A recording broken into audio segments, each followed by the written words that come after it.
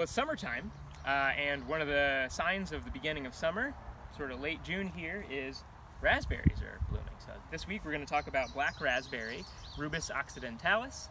One of the most common species I see. There's a lot of different Rubus species, blackberry and raspberry species in the mid-Atlantic, but this is one of the more common ones.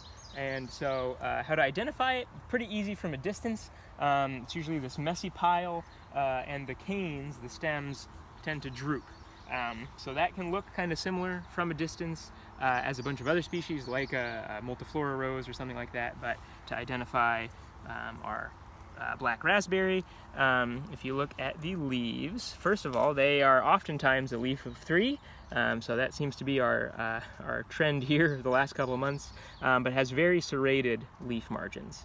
Additionally, they have prickles on them, so these are epidermal outgrowths, so they are technically called prickles. And please excuse the raspberry juice on my fingers here. I have already been picking a lot today. So because it's an epidermal outgrowth, that's called a prickle. Same thing with a rose, that's actually technically called a prickle. A thorn is a modified stem tissue, so that would be something like a black locust, but of course every rose has its prickle, doesn't have as much of a ring to it, so a lot of people call them thorns. But sometimes the raspberry has leaflets of 5. Here we go, yeah, there's one, leaflets of 5, but it's usually 5 or 3. With this very serrated margin and these prickles, and of course this time of year they will have raspberries on them. So I'm going to pick one here. So the rule of thumb to tell the difference between a raspberry and a blackberry, this here is a raspberry because it has that hollow hole in the middle. If you pick it off and that's flush, and there's a little white bit of kind of the top of the stem in there, kind of, that would be a blackberry. So there's things like Dewberry are a very common blackberry species that we have here.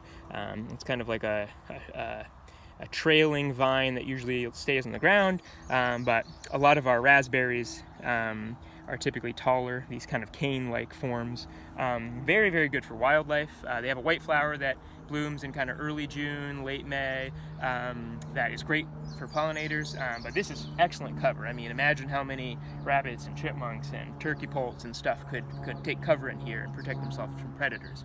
Additionally, compared to other species like that multiflora rose or a bunch of other shrubs that are non-native, trees will actually regenerate underneath raspberries and do it very well because it's basically fencing. It's protecting them from the deer.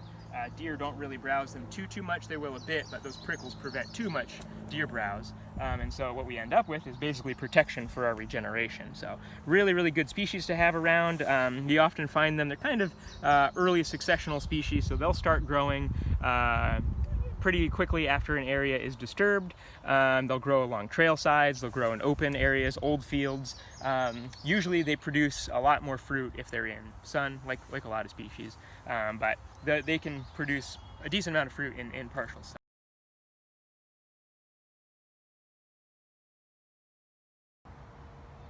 And of course, I almost neglected to mention, these are fantastic food for wildlife. So most of how they spread is by birds spreading them around. They eat them and then defecate the seeds out as they're flying around. But a lot of wildlife use these pretty heavily. They're very, very prolific. So what I like to do when I'm picking them, and usually when I take a hike this time of year, the last couple weeks of June, first couple weeks of July, I bring containers with me so I can just, as I'm going along the trail, Trailside Treats, right? But I like to leave some for wildlife too, because that's, it's part of their ecosystem. We can buy stuff in the grocery store, but they can't. So I like to leave a little bit for them. Really, really good source of nutrients for them during the summer, and for me.